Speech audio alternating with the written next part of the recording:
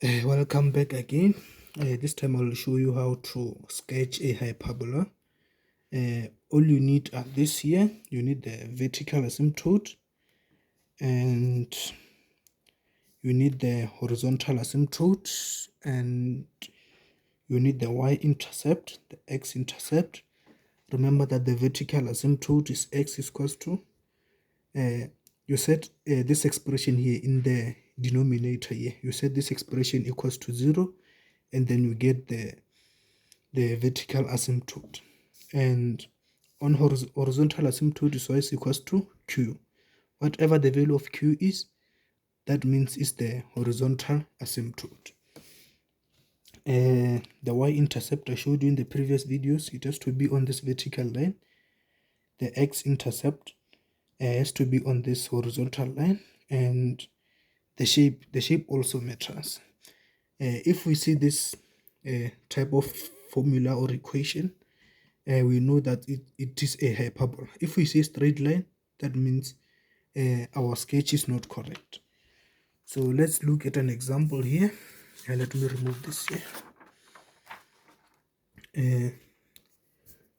This is sketch a graph of y is equals to 2 over x minus 1 plus 1. So here we can see that the vertical asymptote, to find the vertical asymptote, we set x minus 1 is equals to 0. You set whatever the denominator is, you set it equals to 0. Then we'll get the y, the vertical asymptote. So x minus 1 is equals to 0. That means x is equals to 1. That is the vertical asymptote.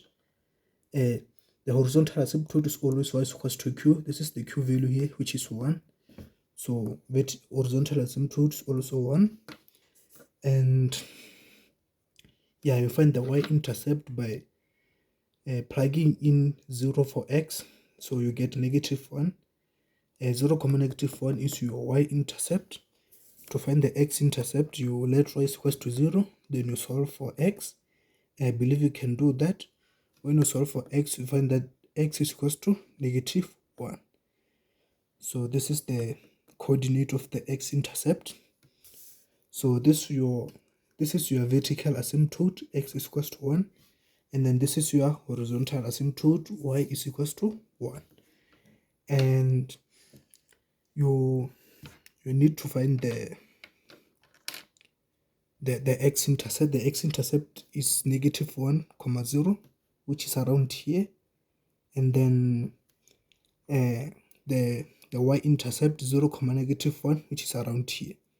So once you found this here, you just join them. Sorry, it has to be like this, and then it has to be like this here. Make sure it does not skip this line here. And yeah, another piece has to be in this here, in this area here. And yeah, the drawings do not look perfect, but this is how you draw them here. And one thing I forgot to mention is that I think you know this by now. If your A here is positive, then your graphs will be in these areas here. Will be in the first quadrant and the third quadrant. But if your A is negative, then your pieces will be in quadrant 2 and quadrant 4. That is something I believe you have known from grade 10 or grade 11.